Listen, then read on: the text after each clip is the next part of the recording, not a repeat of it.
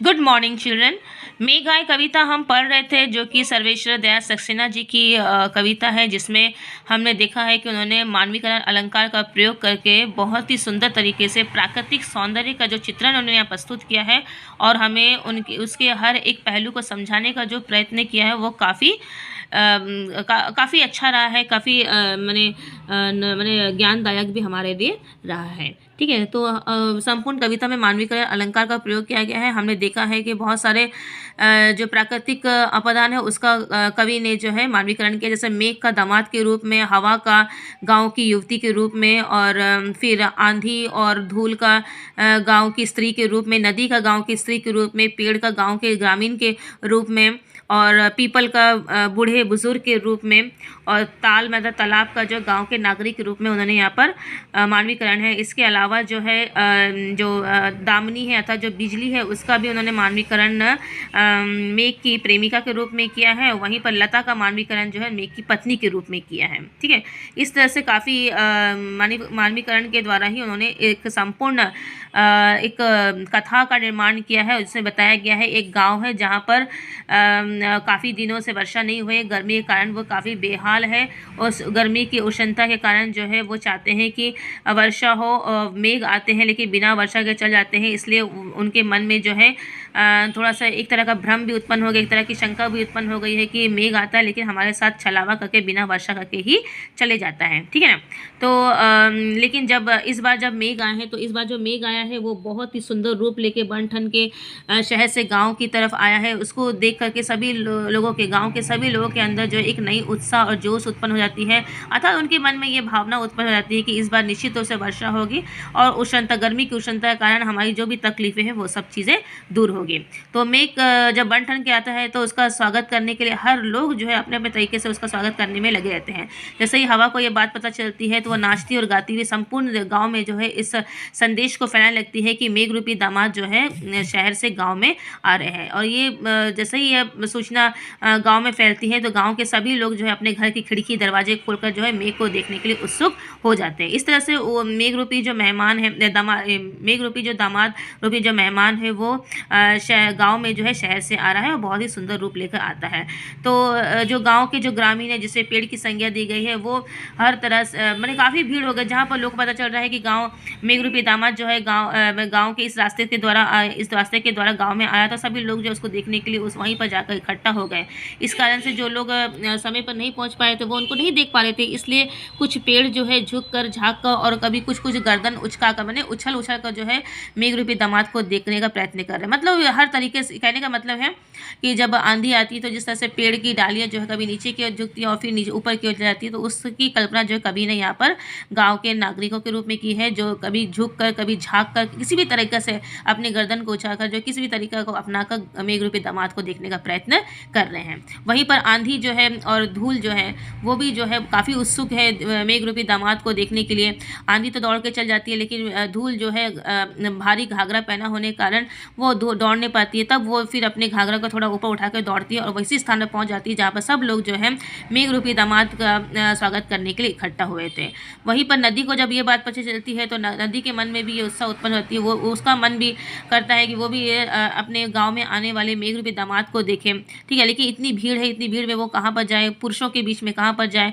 Already गांव की जो स्त्रियां होती हैं तो घूंघट डाले रहती हैं। ठीक है, तब वो दूर से ही तीछी नगरों से जो है मेघ को देखने लगती है और जब मेघ को देखती है तो उसको उसके रूप सौंदर्य को देखकर ही वो उस पर मैंने मोहित हो जाती है और उसको एक टक होकर देखने लगती है और ठिठक से जाती है, मैंने आश्चर्यचकित हो जाती है कि इतना सुंदर रूप लेकर मेघ आया है, और वो उसको देखने में इस तरह से लीन हो जाती है कि उसके साथ से घूंघट कब उतर जाता है पता भी नहीं चलता। अर्थात कहने का मतलब है नदी भी मेघ को देखकर बहुत अधिक प्रसन्न है, क्योंकि उष्णता के कारण नदी के जल का जो स्तर कम हो गया है और मेघ के आगमन से आने से फिर से बढ़ सकता है, इसी कारण वो काफ़ी उत्सुक है, काफ़ी प्रसन्न भी है। ठीक है, और फिर इसके बाद में जो है मेघ जो है बहुत ही सुंदर रूप लेकर गाँव में आ रहा है, तो गाँव के सभी लोगों ने अपने गांव के जो बुजुर्ग है जो पीपल है उसके द्वारा मेघ का स्वागत कराने का निश्चय किया, और इसलिए जो है पीपल रूपी जो बुजुर्ग है के झुक आगे बढ़ करके झुक करके जो है उसका जोहार करता, उसको स्वागत करता है।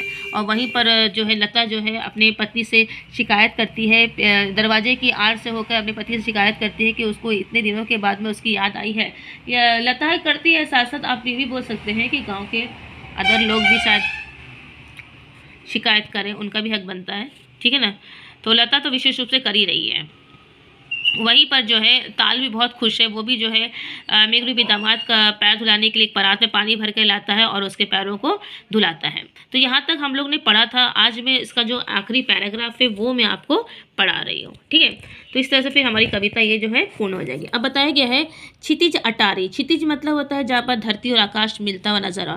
अटारी मतलब जो छत का जो बालकनी वाला पार्ट होता है उसको बताया गया। तो वहाँ पर कुछ लोग खड़े हैं, जहाँ दूर से जो दिखाई दे रहा है, दूर से देख रहे हैं, ठीक है। गहराई दामनी दमकी, तो वहाँ पर देख रहे हैं कि दामनी बहुत तेज से बिजली चमक रही है, बहुत तेज आवाज़ करके बहुत घोर से जो है बिजली चमक रही है। वहीं पर जहाँ पर उसे धरती और आकाश मिलता नजर आता है, काफ़ी दूर स्थान पर जो है वहाँ पर छत पर खड़े होकर जो मैंने जो बालकनी वहाँ पर खड़े होकर लोग देख रहे हैं, तो उनको ये दामनी नजर आ। जैसे ही दामनी चमकती है और घोर आवाज़ के साथ में कड़कती है, तो लोगों के मन में यह आशंका जो भ्रम था कि मेघ जो है बार बार आता है और बिना वर्षा के चले जाते हैं, आज वो भ्रम दूर हो गया, क्योंकि दामिनी ने कड़क करके, दामिनी ने दमक करके, दामिनी ने चमक करके, आवाज़ करके यह संदेश संपूर्ण गाँव वासियों को देते हैं कि इस बार तो निश्चित रूप से वर्षा होगी ही, ठीक है। तो इसके कारण जो लोगों के मन में जो आशंका थी आज वो दूर हो गई है। वो जो और जो भी जो भ्रम था, जो भी भ्रम था, भ्रम का जो गाढ़ था वो भी टूट गया है, ठीक है। तो इसलिए वो क्षमा भी मांगते हैं मेघ से कि हम लोगों ने हमेशा आप पर शक किया है कि आप इस बार भी बिना वर्षा के चले जाओगे, लेकिन आज हमारा भ्रम जो है दूर हो गया है। आज हमें यकीन हो गया आज निश्चित रूप से वर्षा होगी और हमारी जो भी तकलीफें हैं इस गर्मी के कारण वो सब वर्षा के द्वारा ही दूर हो जाएगी। तो क्षमा करो, गाढ़ खुल गई अब भ्रम की। इससे सभी लोग, गाँव के लोग और जो गाँव के जो लोग हैं और जो दामिनी है, ठीक है, जो प्रेमिका है, वो सब मेघ से क्षमा मांग रहे हैं कि हमारे अंदर जो भ्रम आ गया था, जो मैंने डाउट आ गया था हमारे अंदर कि इस बार भी तुम वर्षा नहीं करोगे, आज वो भ्रम सब कुछ दूर हो गया। वो जो गाढ़ बन गया था वो गाढ़ भी हमारा खुल गया। इसलिए अब हमें कोई भी शंका नहीं है कि आज वर्षा नहीं होगी, बल्कि हमें निश्चित रूप से विश्वास है कि वर्षा अवश्य ही होगी। बांध टूटा झरझर मिलन आंसू के। तो जो इतने दिन से उन्होंने अपने आप को रोक के रखा था, ठीक है, अपनी भावनाओं को रोक कर रखा था कि मेघ आएगा, मैंने दामिनी ने भी रोक के रखा था कि मेघ आएगा तो मेघ से उसका मिलन होगा, ठीक है।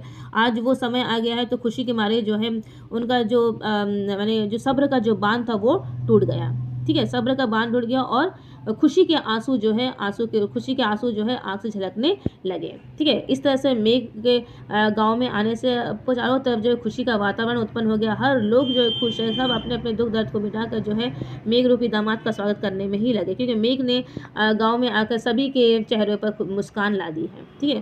तो बांध टूटा झरझर मिलन के, मैंने मिलन होने वाला है ना, ये तो एक तरह का मिलन ही है कि जो सब्र का बांध था वो टूट गया और आंसू जो है मिलन के आंसू, मैंने लोगों को विश्वास हो गया आज वर्षा की बूंदों का मिलन धरती से अवश्य ही होगा। तो मिलन के आंसू ढर के, मैंने आंसू गिर रहे मतलब ऐसा वर्षा की जले जो है धरती पर आ रहे हैं, ऐसे कवि ने यहाँ पर कल्पना की है। और वर्षा के आगमन से ही संपूर्ण वातावरण में फिर से वही हरियाली, वही शीतलता छा गई और सभी लोग जो है गर्मी की राहत से मुक्ति पाए और सभी लोग जो है मैंने मेघ का जो है मेघ रूपी दामाद का जो है पूरे दिल से, पूरे सम्मान से उसका स्वागत करने लगे। तो ये था आपका मेघ आए, जिसमें कवि ने प्राकृतिक सौंदर्य का चित्रण किया है और बताने का प्रयत्न किया है कि जब काले काले मेघ आसमान में छाते हैं तो कौन कौन से परिवर्तन हमें प्रकृति में दिखाई देते हैं, उसका बखूबी वर्णन किया है कि तेज हवाएं चलने लगती है, काले काले बादल छाने से ठंडी हवाएं चलने लगती है, धूल बड़ी आंधी भी उठती है और पेड़ भी झुकने लगते हैं और कभी फिर वो वापस अपने स्थान पर जाते हैं और कभी और लताएं, पेड़ पौधे सब जो है वर्षा का बेसब्री से इंतजार करते हैं ताकि वर्षा हो और फिर से वो उसके वर्षा के जलों का पान करके फिर से हरे भरे हो जाए। यहाँ तक कि दामिनी भी काफ़ी प्रसन्न है कि मेघ के आगमन से उसे फिर से आसमान में कड़कने का, आवाज़ करने का अपनी मैंने अवसर मिला है और वो भी मेघ का स्वागत करती है, ठीक है। इस तरह से सभी लोग जो है खुश होकर, प्रसन्न होकर जो है मैंने मेघ का स्वागत करने में लगे हैं। यही बात जो है कवि ने हमें यही बताने का प्रयत्न किया है कि मेघ के आने से, वर्षा होने से उसका जो महत्व है मानव जीवन वो भी काफ़ी अधिक है।